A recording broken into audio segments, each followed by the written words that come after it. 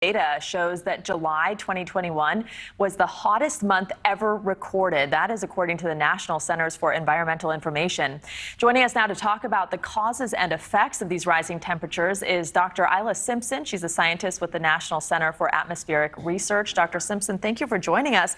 Let's talk about those numbers. The hottest July on record worldwide. Why should we be concerned about this? Yeah, it's definitely a concern. I mean, we've seen the impact of this over the US, and we've had a lot of heat extremes this summer, and a large part of that is because the planet is warming. So for us in particular in the US, I think we've had a few different things going on. We've had weather events that are conducive to heat extremes. It's also really dry right now in the western US and the northern states, and that makes the heat extremes worse. Because you no longer have some of that kind of incoming energy going into evaporating so much moisture. It's really just going into heating up the surface. And then, of course, the planet's warming. So right. And why should we worry as human beings, and also for other species on this planet, why should we worry about the climate changing and the temperatures getting hotter? I mean, we've seen the wildfires, we've seen hurricanes. Why is this an urgent matter? It's urgent because, heat extremes have really big impacts. People get ill, particularly the vulnerable parts of the population. People start dying from heat stroke and other conditions. And then, of course, it impacts our infrastructure. Everyone's putting the AC on, and we're end up with power cuts. And then, of course, as you see on the screen there, the effects of wildfires, which can be very frightening and deadly locally, but then also have non-local impacts on air quality. So like here in Denver, for example, last week we had some of the worst air quality in the world as a result of wildfire smoke coming in from other states. And all of these things are exacerbated by heat extremes.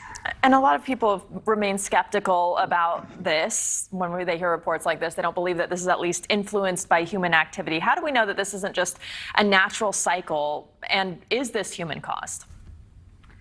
So yeah, it's always a challenge because the climate system does things on its own. And so it's only actually quite recently, I'd say, where some of these events are so extreme that we can really be pretty confident that they wouldn't have happened without greenhouse gas driven warming. So we know for sure the planet is warming, and you can see that in the data. And when it comes to extremes like this, we're now starting to be able to say that this extreme has been made more extreme as a result of greenhouse gas driven warming. And is this just going to be the new norm now? Are we going to be setting records every year, year after year?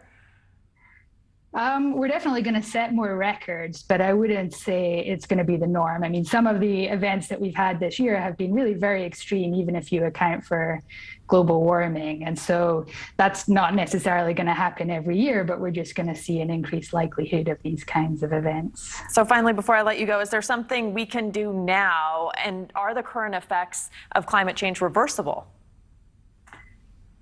We can definitely limit kind of the worst effects of global warming if we act now to reduce our greenhouse gas emissions. I mean, some of the warming is already baked in. It's already going to get warmer even if we stop now.